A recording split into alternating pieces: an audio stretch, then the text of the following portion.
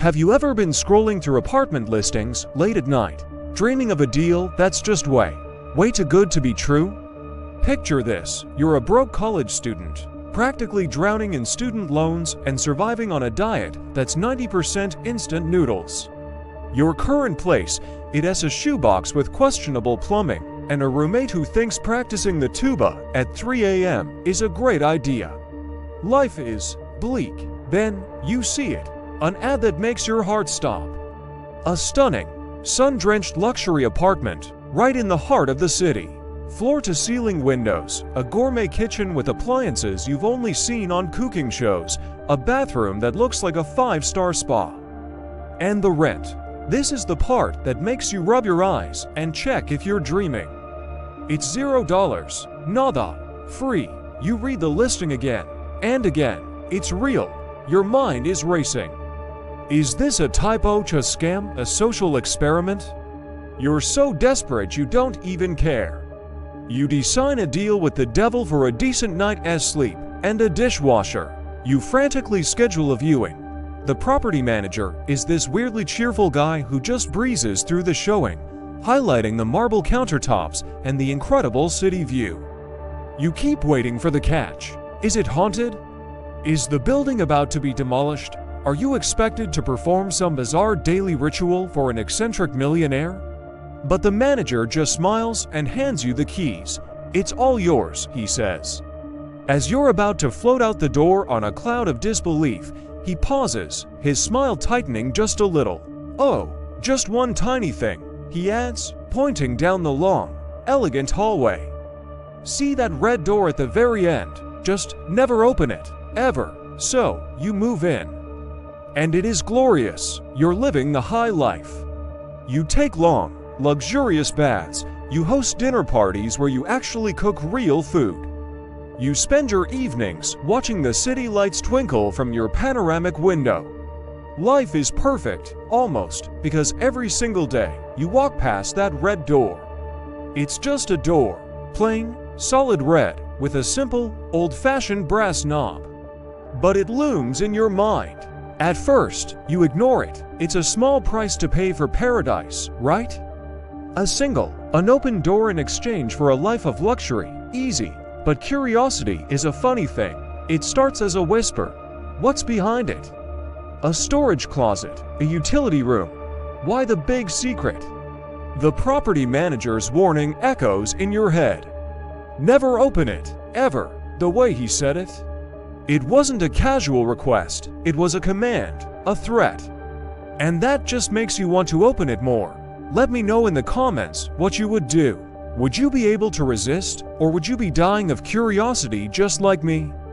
Days turn into weeks, the door becomes an obsession. You start having dreams about it. In your dreams, you hear things from behind the door. Sometimes it's faint music, like an old-timey waltz. Other times, it's a soft scratching sound, like fingernails on wood. One night, you wake up in a cold sweat, convinced you heard a child's laughter coming from the hallway. You try to rationalize it. It's the pipes, it's the neighbors. It's the stress of midterms playing tricks on your mind. But the sounds get more distinct.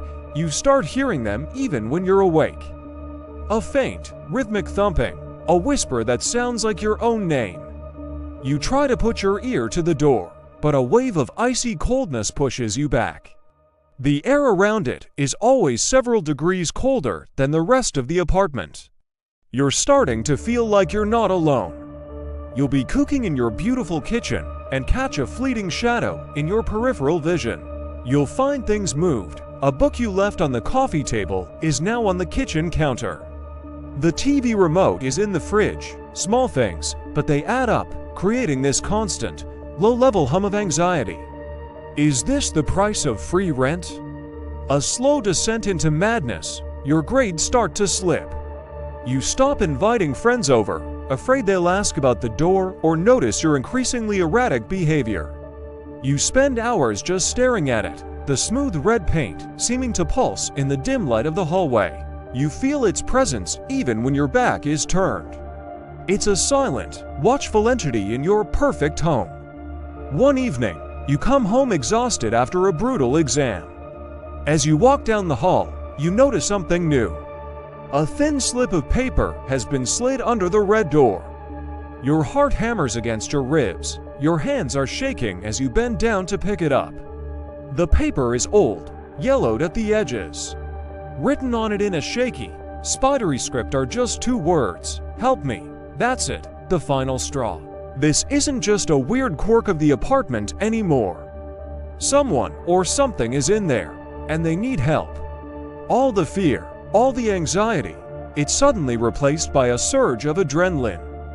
The property manager's warning, the strange sounds, the cold spots, it all fades away. You have to know. You have to open the door. Make sure you're subscribed with notifications on, because you are not going to want to miss what happens next. I'm serious, things are about to get really intense. You stand before the door, your hand hovering over the cold brass knob. Your mind is screaming at you to turn back, to run, to just leave the apartment and never look back. Go back to the shoebox and the 3 a.m. tuba concerts. At least it was safe. But the note. Help me. How could you live with yourself if you just ignored it? You take a deep breath. This is it. You wrap your fingers around the knob. It's freezing cold, so cold it feels like it's burning your skin. You turn it. There's a loud, grating click that echoes through the silent apartment. The lock is disengaged. You pull the door toward you. It swings open without a sound, revealing not a room, but a wall of absolute, pitch-black darkness. A strange, sweet smell wafts out, like rotting flowers and dust. It's not a closet, it's not a utility room, it's a void. For a moment, nothing happens. You peer into the darkness, your eyes struggling to adjust, but it's an impenetrable black. Then, from the depths of that darkness, two small points of light ignite, like tiny embers.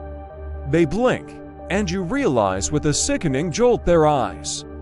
And then a voice, a dry, raspy whisper, slithers out from the blackness. You opened it, it says. We were so hoping you would. Suddenly, the darkness is not just darkness anymore. It feels heavy.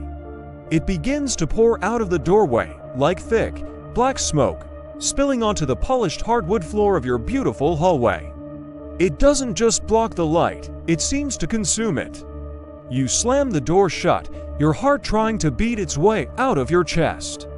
You fumble with the lock, but there is no lock on this side. You're frozen in terror. The sweet, cloying smell is now filling your apartment. The lights begin to flicker, one by one, until the only light comes from the city skyline outside your window. The darkness from the hallway continues to spread, creeping across the floor, climbing the walls. You back away, stumbling into your living room. The rhythmic thumping you used to hear is back, but it's not faint anymore. It's loud, powerful, and it's coming from inside your apartment now. Thump, thump, thump. It's the sound of a giant heart beating somewhere in the shadows. The whispers are all around you, dozens of them, hundreds, saying your name over and over again. You look around your dream apartment. The sleek, modern furniture is now just dark shapes in the encroaching gloom. The city lights outside seem a million miles away. This wasn't a gift, it was a trap. The apartment wasn't the prize, you were the key. Your curiosity, your need, your desperation, it was all they needed to get you to turn that knob. You scramble for your phone to call for help, but the screen is just black, dead. The darkness has now covered the windows, blocking out the city, plunging you into absolute blackness. The thumping is deafening, the whispers are a roar. You are completely and utterly alone in the dark. And then you feel it, a cold, dry touch on the back of your neck. The voice from behind the door whispers right in your ear, "Thank you for letting us out. This story is a chilling reminder to always be careful, because some deals really are too good to be true." If you've ever had a creepy apartment experience, share it down in the comments below. I'd love to read them. And if this story gave you the chills, hit that like button and subscribe for more tales from the dark side. Thanks for watching, and try to sleep well tonight.